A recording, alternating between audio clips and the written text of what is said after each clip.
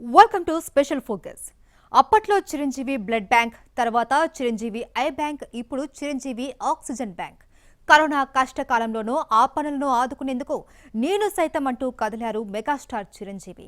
Oxygen ఇచ్చి ఊపిరిపోశారు. ఆపదలో ఉన్నవారిని ఆదుకునేందుకు కోట్ల రూపాయల సొంత డబ్బులు వెచ్చించడం ఆయనకే చెల్లిందే.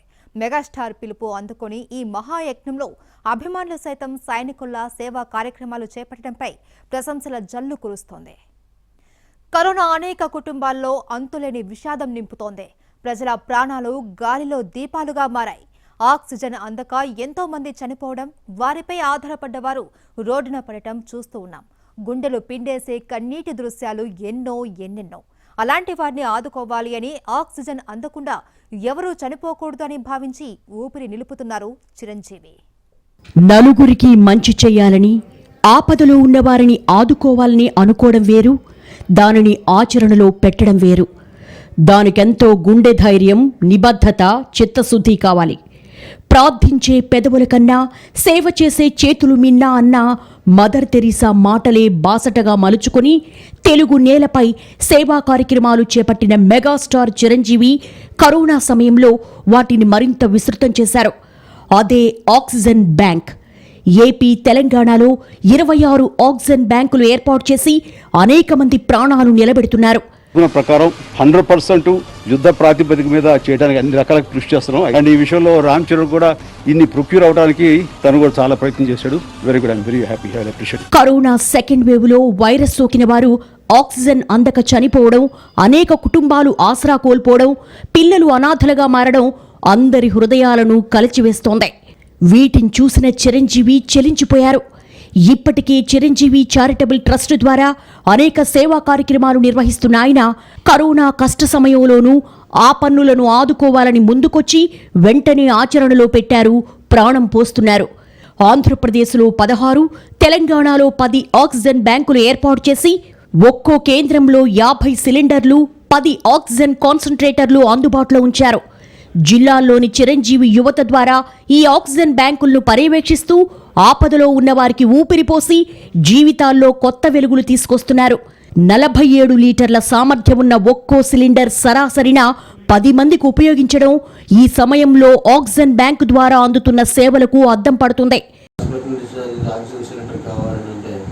మంచి సమయంలో చిరంజీవి చారిటబుల్ ట్రస్ట్ ద్వారా మాకు ఆక్సిజన్ సిలిండర్ ఇచ్చి మా భార్యని ఆదుకున్నందుకు చిరంజీవి గారికి, చిరంజీవి గారి కుటుంబానికి భగవంతుడు ఆయురారోగ్యం ప్రసాదించాలని. మా నాన్నగారిని ట్రీట్ చేస్తున్న డాక్టర్లు ఇంటి దగ్గర ఆక్సిజన్ పెట్టుకోమని ఏర్పాటు చేశారు. దానివల్ల మాకు ఏం చేయాలో తెలియక చిరంజీవి గారి చారిటబుల్ ట్రస్ట్ని కన్సల్ట్ చేసాం. వాళ్ళు మా నాన్నగారికి ఆక్సిజన్ బండ్ ఇచ్చారు. దానివల్ల మా నాన్నగారు కొద్దిగా కోలుకొని ఇంట్లో తిరగలుగుతున్నారు. ఆసుపత్రులు, ఇంటి దగ్గర చికిత్స పొందుతున్న ఎంతో మంది కరోనా బాధితులకు చిరంజీవి ఆక్సిజన్ బ్యాంకు నుంచి అందజేసిన ప్రాణవాయువు ఊపిరిపోస్తోంది. అనేక మంది కోలుకొని విషమ పరిస్థితి నుంచి బయటపడుతున్నారు కూడా. బాధితుల నుంచి ఫోన్ వచ్చిందే తడవుగా మెగా అభిమానులు సైతం సైనికుల్లా పనిచేస్తూ మేమున్నామని ధైర్యం చెప్పడంపై ప్రశంసల జల్లు కురుస్తోంది. నిన్న మొన్నటి వరకు కరోనా బాధితులకు ఆక్సిజన్ సిలిండర్ దొరకాలంటే గగనంగా ఉండేది. బ్లాక్లో లక్షలు వేలు ఖర్చు పెట్టినా సమయానికి దొరికేది కాదు. అలాంటిది ఇప్పుడు చిరంజీవి ఆక్సిజన్ బ్యాంకు రాకతో ఎంతో మార్పు వచ్చింది. నాకు ఆక్సిజన్ దొరకకపోతే నా పరిస్థితి చాలా ఘోరంగా ఉండేది. ఇప్పుడు ఇప్పుడు ఇలా ఉన్నానంటే చిరంజీవి గారి దయ వల్లే. చేస్తారని చెప్పి వచ్చేప్పటికి వాళ్ళు ఆక్సిజన్ సిలిండర్ చాలా సాయం చేశారు. చిరంజీవి గారికి ధన్యవాదాలు. అయితే ఆక్సిజన్ మీద ఎక్కడ బ్రతకగలుగుతున్నాడు. ఇప్పుడు ఆక్సిజన్ అనేది మా ఆయనకు ఒక ప్రాణం ఇచ్చిన చిరంజీవి ట్రస్ట్ నుంచి కానీ రామ్ చరణ్ నుంచి కానీ మాకు ఇప్పుడు ఐసీ వస్తుంది. మా వారికి ఎప్పటికీ కృతజ్ఞతలు. వాళ్ళ ట్రస్ట్కి, వాళ్ళకి, అందరికీ కూడా రుణపడి ఉంటుంది. మాకు ఇలాంటి సాయం చేయడం మూలంగా మా అన్నయ్య గారికి ఆక్సిజన్ అందింది. వారికి, వారి కుటుంబ సభ్యులకి ధన్యవాదాలు. ఖమ్మం చిరంజీవి చారిటబుల్ ట్రస్ట్ నుంచి మాకు 2 లక్షలు అయినా దొరకని పరిస్థితిలో ఇలాంటిది అందజేయడం జరిగింది. మెగాస్టార్ చిరంజీవి గారు కానీ రామ్ చరణ్ గారు ధన్యవాదాలు. ఆక్సిజన్ బ్యాంకు ప్రారంభించినప్పటి నుంచి ఇప్పటి వరకు 24/7 సిలిండర్ల కొరత లేకుండా అందచేయడం మామూలు విషయం కాదు. ఖాళీ అయిన సిలిండర్లను ఎప్పటికప్పుడు నింపడం, సాయం కోసం వచ్చిన వారికి వెంటనే ప్రాణవాయువులు అందించడం ఒక ప్రణాళికాబద్ధంగా సాగిపోతోంది. ఇందుకోసం పక్కా ప్రణాళికతో పనిచేస్తోంది చిరంజీవి చారిటబుల్ ట్రస్ట్. ఒక్కో ఆక్సిజన్ బ్యాంకుకు 50 నుంచి 60 లక్షల వరకు వెచ్చించారు. దాదాపు 30 కోట్ల రూపాయల సొంత డబ్బులు ఈ సేవా కార్యక్రమాల కోసం చిరంజీవి ఖర్చు చేయడం మామూలు విషయం కాదు. దానికి ఎంతో ప్రణాళిక, మానవ వనరులు కావాలి. ఈ విషయంలో అభిమానులను ఎంతో విశ్వసించారు మెగాస్టార్. ఆ నమ్మకానికి అనుగుణంగానే బాధితులకు చేరువయ్యారు ఫ్యాన్స్. ప్రతి జిల్లాకు ఒక బ్యాంక్ ఏర్పాటు చేయడం, దాంట్లో భాగంగా అమలాపురం మీద ఆయనకున్నటువంటి ప్రత్యేక అభిమానంతో అమలాపురం కూడా ఒక బ్రాంచ్ ఏర్పాటు చేయడం నిజంగా అభినందనీయం. వారి ఫ్యాన్స్ వాళ్ళందరూ కూడా నాకు ప్రత్యేక అభినందనలు చేస్తున్నారు. మీరు ఆక్సిజన్ సిలిండర్స్ కానీ, ఆక్సిజన్ కాన్సన్ట్రేటర్స్ కానీ, ఈ రెగ్యులేటర్స్ కానీ ఏది ఉన్నా మా డిస్టిక్కు సాయం చేయండి పెద్ద ఎత్తున అని చెప్పేస్తే మొన్న గౌరవ పెద్దలు మెగాస్టార్ గారు చిరంజీవి గారు ఫోన్లో మాట్లాడి, నాయక్ ఇది ఆరంభం మాత్రమే, ఇంకా చాలా చేస్తాను, రాజకీయాలకు అతీతంగా, కులాలకు అతీతంగా, మతాలకు అతీతంగా నీ మానుకోట జిల్లాకు ఏదైతే అవసరం ఉందో, ప్రజలకు ఏమైతే అవసరం ఉందో, ప్రజలకు ఏం కావాలన్నా చేస్తానని చెప్పి మాట ఇచ్చినందుకు వారికి హృదయపూర్వక ధన్యవాదాలు. బ్లడ్ బ్యాంక్ ద్వారా కూడా రెడ్ క్రాస్ ధీటుగా స్టార్టింగ్లో మంచిగా చేయడం జరిగింది. ఈరోజు కూడా సేవ చేయడం జరిగింది. మంచి కార్యక్రమం. ఏ సమయంలో ఏది అవసరమో అది చేసినప్పుడే వాళ్ళు సేవ చేసినటువంటి వ్యక్తులుగా మిగిలిపోతారు. ఇదేదో ఒకరోజు నెల రోజుల్లోనూ పూర్తయ్యే పని కాదు. కరోనా కష్టకాలం నుంచి ప్రజలు గట్టెక్కేంత వరకు సాగే ప్రక్రియ. అది చిరంజీవికి కూడా తెలుసు. అందుకే దూరదృష్టితో కార్యక్రమం చేపట్టి నిర్విఘ్నంగా నిర్వహిస్తున్నారు. ప్రపంచం నలుమూలల నుంచి ప్రశంసలందుకుంటున్నారు మెగాస్టార్. కులం, మతం, ప్రాంతం వంటి వ్యత్యాసాలు లేకుండా ఆక్సిజన్ అవసరాన్ని మాత్రమే ప్రాతిపదికగా తీసుకుని పనిచేస్తున్నారు. అంతా ఉచితం. ఒక వ్యక్తి ఈ స్థాయిలో అభిమానులపై నమ్మకం ఉంచి బాధితుల్ని ఆదుకోవడం చిరంజీవికే చెల్లింది. కరోనా మొదటి వేవ్ లోనూ ప్రజలను చైతన్యపరిచే ఎన్నో కార్యక్రమాల్లో యాక్టివ్ గా పార్టిసిపేట్ చేశారు చిరంజీవి. ప్లాస్మా దానంపై ఆయన తీసుకున్న చొరవ నాడు ఎంతో మందికి ప్రేరణగా నిలిచింది. ఈ కష్ట సమయంలో సినీ కార్మికులకు సైతం అండగా నిలిచి ప్రత్యేకతను చాటుకున్నారు కళామ తల్లి ముద్దుబిడ్డ. ఆపదలో ఉన్న వారిని చూస్తే చెలించిపోతారు చిరంజీవి. వారిని ఆదుకునే వరకు పరితపిస్తారు. ఇందుకు స్వయంగా చొరవ తీసుకోవడం ఆయన నైజం. కరోనా కష్టకాలంలోనూ అదే విధంగా స్పందించారాయన. కరోనా వైరస్ తీవ్రత, దానివల్ల ప్రజలు పడుతున్న ఇక్కట్లను గమనించి ప్రభుత్వాలు, ప్రభుత్వ యంత్రాంగాలకు తోడుగా తాను కూడా ఏదైనా చెయ్యాలని అనుకున్నారు.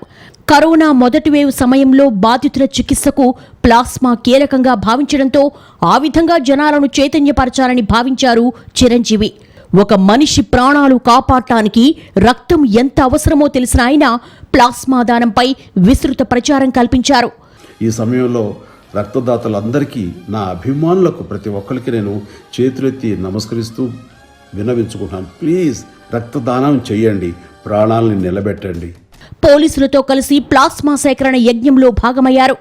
అన్నయ్య పిలుపిస్తే రామబాణంగా భావించే అభిమానులు వెంటనే దానిని ఆచరణలో పెట్టారు. సోషల్ మీడియా వేదికగా చిరంజీవి అభిమాన సంఘాల ద్వారా ప్లాస్మా డోనర్లను గుర్తించి బాధితులకు ప్రాణం పోశారు. భగవంతుడు మిమ్మల్ని మీరు కాపాడుకునే శక్తి మీలోనే ఉంది, మీరే కాపాడగలరు అని మనకి స్ఫురణకు తెచ్చాడు ప్లాస్మా అనే గొప్ప సంజీవిని ద్వారా.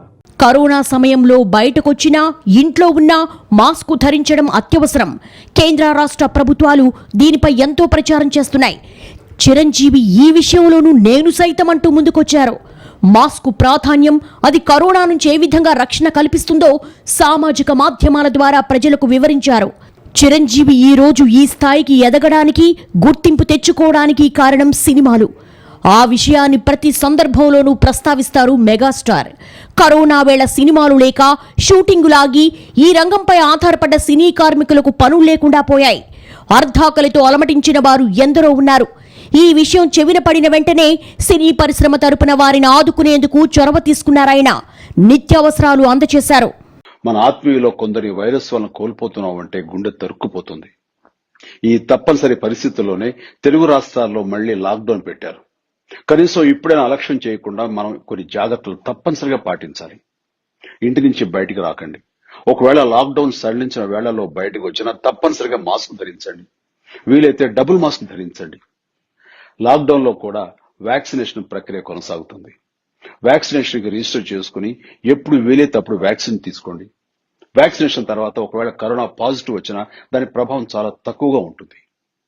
ఒకవేళ మీరు కోవిడ్ పాజిటివ్ అయినా దయచేసి పానిక్ కావద్దు. వైరస్ కంటే మన భయమే మనల్ని ముందు చంపేస్తుంది. దేశవ్యాప్తంగా ప్రస్తుతం వ్యాక్సినేషన్ జరుగుతోంది. కరోనా ముప్పు నుంచి బయటపడడానికి వ్యాక్సినే కీలకం. ఈ విషయంలోనూ మరో అడుగు ముందుకేశారు మెగాస్టార్.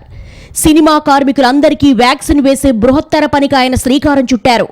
ఈ నిర్ణయం సినీ పరిశ్రమపై ఆధారపడ్డ ఎంతో మందికి ఎంతో ధైర్యాన్నిచ్చింది. తెలుగు చలనచిత్ర పరిశ్రమలో 45 ఏళ్లు దాటిన వాళ్ళకి కరోనా వ్యాక్సిన్ వేయించుకునేందుకు అపోలో 24/7 సౌజన్యంతో మన కరోనా క్రైసిస్ చారిటీ ఒక కార్యక్రమం తలపెట్టింది.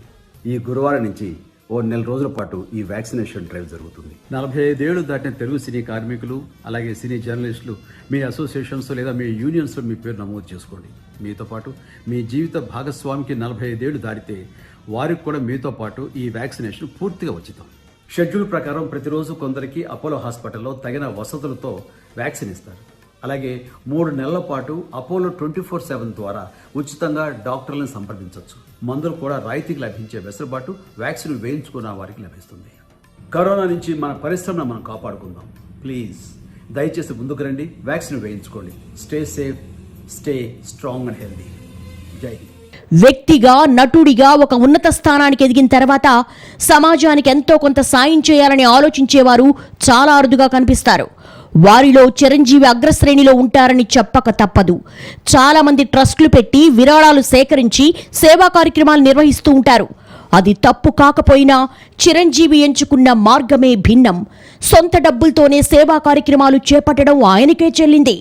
ఇలా వ్యక్తిగత సంపాదనతో సేవ చేస్తున్న వారిలో చిరంజీవి పేరు ముందు వరుసలో ఉందనడంలో ఎలాంటి సందేహం లేదు. ఆయన చేపట్టిన కార్యక్రమాలకు వెన్నుదన్నుగా నిలిచి వాటిని విజయవంతంగా పూర్తి చేసే వరకు శ్రమించే అభిమానులు ఉండడం చిరంజీవికి మరో ప్లస్ పాయింట్ అనే చెప్పాలి. ఇప్పుడు చిరంజీవి ఆక్సిజన్ బ్యాంక్ విషయంలోనూ అదే జరుగుతోంది. అందరి అనుమానాలను చేతుల ద్వారా పటాపంచలు చేశారు. చిరంజీవి చారిటబుల్ ట్రస్ట్ ఏ కార్యక్రమం చేపట్టినా అది ఆ పన్నులకు ఎంతో మేలు చేస్తుందని మరోసారి నిరూపించారు. కష్ట సమయంలో చిరంజీవి ఆదుకుంటారనే నమ్మకం, ఒక విశ్వాసం ప్రజల్లో కలిగించారు మెగాస్టార్. మదర్ థెరెసా సేవా గుణమే చిరంజీవికి ఆదర్శం.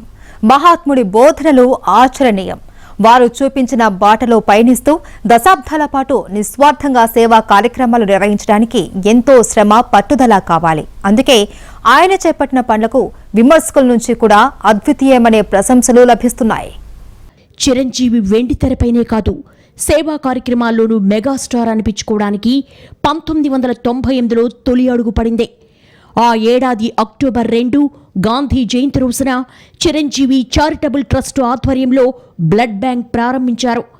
ఆ సమయంలో రక్తం అందుబాటులో లేక చాలామంది ప్రాణాలు కోల్పోతూ ఉండడం, తెలుగు రాష్ట్రాల్లో రక్తనిధి కేంద్రాల కొరత చిరంజీవిని ఆలోచింపచేసింది.